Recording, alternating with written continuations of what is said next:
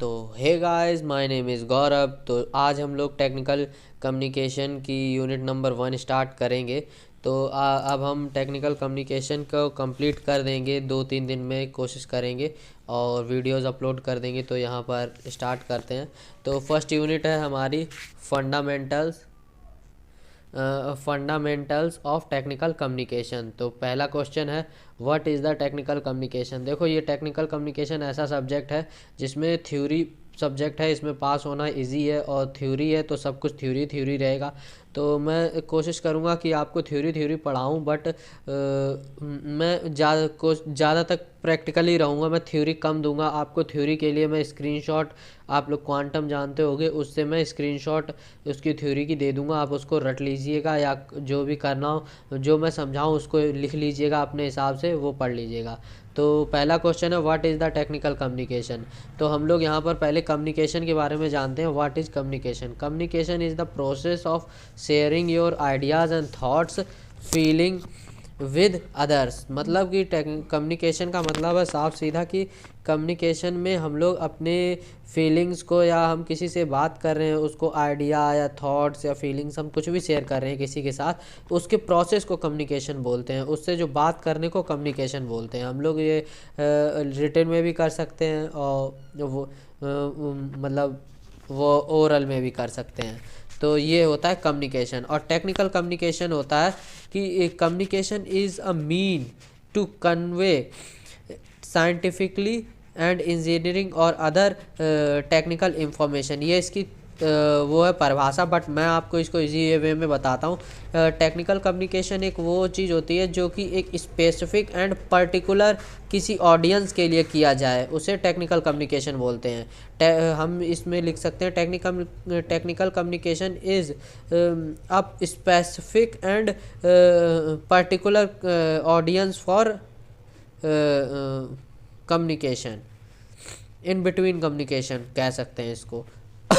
Question number 2 है, discuss various features of technical communication. जैसे कि हम मोबाइल लेते हैं, उसके अंदर फीचर्स देखते हैं, कैमरा है, प्रोसेसर है, ये सब फीचर्स देखते हैं, डिस्प्ले वगैरह। उसी तरीके से टेक्निकल कम्युनिकेशन के अंदर क्या फीचर्स होते हैं जो कि हमें भी रखने चाहिए उनके किसी से टेक्निकली बात करते time.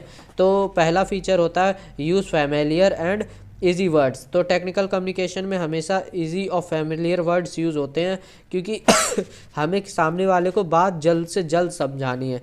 Use a clear sentence, हमें बात को घुमाना नहीं है, डायरेक्टली कह देनी है। Use of sentence of moderator length, वाक्य को ज़्यादा लंबा नहीं करना है। कि एप्लीकेशन जैसे हम लोग लिखते हैं तो कोई बच्चे क्या करते हैं, 3 लाइन में कर देते हैं, कोई 1 पेज भर रहे हैं। तो ऐसा नहीं है। आप लोग उसको अगर 3 लाइन में हो सकता है तो उसको 3 लाइन में ही समझाने की कोशिश करें। यूज़ ऑफ एक्टिव वॉइस, उसको ज़्यादा इधर उधर बेफालतू ना ले जाएं, उसको पर्टिकुलर उसी पे ले रखें। लॉजिकल डिवीज़न ऑफ पैराग्राफ्स, उसको पॉइंट्स में तोड़ें और एक लॉजिक वे में तोड़ें। ऐसा जैसे कि कोई भी टॉपिक है उसको कंप्लीट कर दो, फिर उसके बाद अदर पैराग्राफ में अदर टॉपिक उसी से रिलेटेड होना चाहिए। और contents of words, graphics and others. तो इसमें क्या होता है, वर्ड्स भी होते हैं, ग्राफिकल भी होते हैं, जिसे विजुअलाइजेशन बोलते हैं। जो हम लोगों ने फिर जो पिछले सेमेस्टर में जिन लोगों ने एआई पढ़ी होगी उसमें बताया गया होगा, डाटा विजुअलाइजेशन, तो उसे बोलते हैं। और बोथ से ये दोनों भी हो सकते हैं, जिससे कि मतलब हमें टेक्निकली फॉर्म में उसको ट्रांसफ़र करना है डाटा, और उसको जल्द से जल्द समझ में आए, टाइम कम लगे और समझ में जल्दी आ जाए, तो हम लोग उसमें टेक्निकल चीज़ें भी यूज़ कर लेते हैं। तो what is the purpose of technical communication. Technical communication का पर्पज़ क्या होता है। टेक्निकल कम्युनिकेशन है वह 3 मेनली पर्पज़। टेक्निकल कम्युनिकेशन के 3 मेन पर्पज़ होते हैं। टू इन्फॉर्म, मतलब हमें किसी को कुछ बताना है, जैसे कि कोई भी हमसे क्वेश्चन पूछता है तो उसका आंसर हमें देना है, तो टू इन्फॉर्म हमें बताना है। टू इंस्ट्रक्शन, मतलब हमें किसी जैसे कि कोई भी चीज़ करके दिखानी है। कोई भी बच्चा है वो ढक्कन नहीं खोल पा रहा है बोतल का, तो हमें उसे बोतल का ढक्कन खोल के दिखाना है। तो ये चीज़ लिखा है, able your reader to perform certain task. तो ये चीज़ हुआ। To persuade motivate your reader, मतलब टू परसूड मतलब हमें अपने जो भी रीडर या जो भी रिसीवर है उसको मोटिवेट रखना है कि वो हमारी बात को समझे। टेक्निकल कम्युनिकेशन मतलब हम अपनी बात को ये ना कह दें कि हमें बुखार था बस हो गया बात ख़त्म, तो उसको थोड़ा सा लगना चाहिए कि हाँ कोई बात है। तो अब हम यहाँ पे आते हैं, यहाँ पे ये है right the various approaches of require approaches of technical communication. Technical communication के कुछ अप्रोचेस होते हैं जिसमें वर्बलिटी होता है और क्लियरिटी, सिंप्लिसिटी, ऑब्जेक्टिवी और यूटिलिटी, वोकेबलरी, इंफॉर्मेटिव और use of active voice, void repetition. तो ये चीज़ मैं आपको इसकी फ़ोटो दे दूंगा जो कि थ्योरी है, बट मैं इसको समझा देता हूँ उस थ्योरी को। तो उस थ्योरी को समझाने के लिए ये देख सकते हैं यहाँ पे आप। तो ये थ्योरी क्या है, अप्रोचेस ऑफ टेक्निकल कम्युनिकेशन। तो वर्बलिटी क्या होगा, ब्रीविटी। तो it should the brief and provide information in a conscious manner, मतलब हमें जो भी इंफॉर्मेशन देना है उसको ब्रीफ मतलब उसको बढ़ा चढ़ा के आप दे सकते हो, बट इंफॉर्मेशन पूरी होनी चाहिए। और कोई भी ये नहीं कि एक उचित मैनर मतलब उचित फॉर्म में फॉर्मल तरीके से उसको लिखा गया हो। क्लियरिटी क्या होता है, it should B clear without any ambiguity. तो मतलब इस यहाँ पे आप लिख सकते हो कन्फ्यूज़न भी लिख सकते हो इसकी जगह पे। हमें तो उसमें कोई भी ऐसा नहीं रखना है शब्द जो कि विदाउट क्लियरेंस हो। तो और ये है simplicity, it should be written in a simple language. हमें सिंपल लैंग्वेज यूज़ करनी है जितना हो सके। अगर आप मतलब किसी भी ऐसे पुरुष के लिए या किसी भी ऐसे इंसान के लिए लिख रहे हो जो कि फॉर्मल लैंग्वेज को समझता है बट वो उतना नहीं समझता है, तो उसके लिए आप सिंपल वर्ड्स यूज़ करो। हो सकता है कि कोई कम पढ़ा हो, ज़्यादा पढ़ा हो, हर कोई ज़्यादा नहीं पढ़ा होता है। किसी को इंग्लिश आ रही है बट उसको उतनी इंग्लिश नहीं आ रही, तो उसके लिए सिंपल लैंग्वेज यूज़ करो। तो उसको सिंपल लैंग्वेज। ऑब्जेक्टिव क्या होगा, it should be written in a limited word. तो जितना हो सके लिमिटेड वर्ड्स यूज़ करो, मतलब उसको ज़्यादा ब्रीफ मत ले जाओ, ज़्यादा बड़ा नहीं करना चाहिए उसे। और utility, it is done for some specific purpose.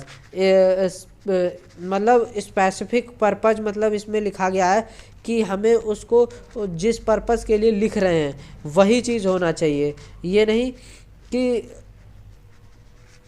हम लिखते ही चले जा रहे हैं, समझ रहे हो। तो informative, it should be use to give specific information. इसको इंफॉर्मेशन देने के लिए भी यूज़ किया जाता है। स्पेसिफिक मतलब इम्पॉर्टेंट, कोई भी कंपनी में की सेल्स हुई या कोई भी चीज़ हुई, या मतलब कोई आपने प्रोडक्ट लॉन्च किया या कोई चीज़ आपने बनाई तो आप अपने बॉस को बताना चाह रहे हो, तो उसके लिए इसको यूज़ किया जाता है। टेक्निकल कम्युनिकेशन को स्पेसिफिक वे में इंफॉर्मेशन को डिलीवर करने के लिए। Vocabulary, it's use specific technical vocabulary. अब वही बात आ गई कि आप अगर जैसे कि गूगल, फेसबुक वगैरह में जाओगे तो यहाँ थोड़ी हार्ड इंग्लिश यूज़ होती है। यहाँ पे आप सिंपल इंग्लिश यूज़ कर सकते हो, बट वही बात है आपको थोड़ा सा अपने आप को टेक्निकली दिखाना होगा, तो इसलिए आप थोड़ा हार्ड इंग्लिश यूज़ करोगे। अब यहाँ पे आती है बात 8th, टेक्निकल राइटिंग। तो टेक्निकल राइटिंग क्या है, आप अपनी राइटिंग को इम्प्रूव करो, जिससे कि जैसे कि आप कुछ भी लिखते हो उसमें प्रोनाउंसिएशन है या कोई भी चीज़ इज एम आर है, या कोई भी चीज़ हिंदी में लिखते हो तो हिंदी में भी कोई भी चीज़ है उसको सही तरीके से लिखना। use a active voice. Active voice should be used as it is easy to understand. It's led on the subject, not to the object. मतलब एक्टिव वॉइस मतलब है कि आप आसान तरीके से बोलें और अच्छा बोलें। ये नहीं कि बोल रहे हैं तो मतलब और लिख रहे हैं तो भी सब्जेक्ट को ध्यान में रखते हुए लिखें। ये नहीं कहीं भी भाग जा रहे हैं, कोई भी चीज़ लिख दिए, उठा दिए। Void repetition should be allowed as it can mark the beauty of expression. तो मतलब जैसे कि जो रिपीटेड वर्ड होते हैं, हम लोग द आता है, अब हम एक ही लाइन में बार बार दा यूज़ कर रहे हैं 3 जगह 4 जगह, तो फिर वो थोड़ा सा सेंटेंस अजीब लगने लगता है। तो उस चीज़ को अवॉइड करें, ध्यान रखें। और इस वीडियो में इतना ही। नेक्स्ट वीडियो मिलेंगे किसी और टॉपिक के साथ, और नेक्स्ट वीडियो में हम लोग जर्नल राइटिंग और टेक्निकल राइटिंग के बारे में बात करेंगे। तो इस वीडियो में इतना ही।